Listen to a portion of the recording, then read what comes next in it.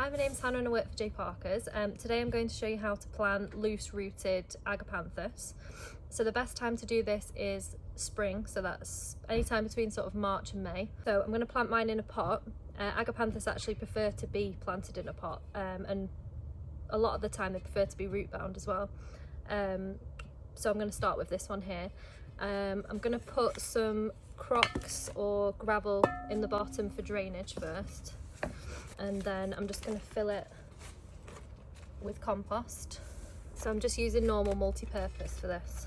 So for this I'm going to use our plants from the Agapanthus collection. So you can buy this collection of 11 plants online, so it's £19.98 for the collection, which works out at £1.80 a plant. So this is how it comes. So you want to plant this with the roots to spread out as much as possible. Okay, and then I'm just going to top that off with soil.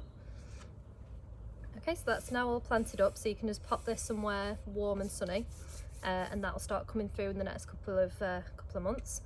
It can take up to a year to establish, so you might not get flowers until the second year.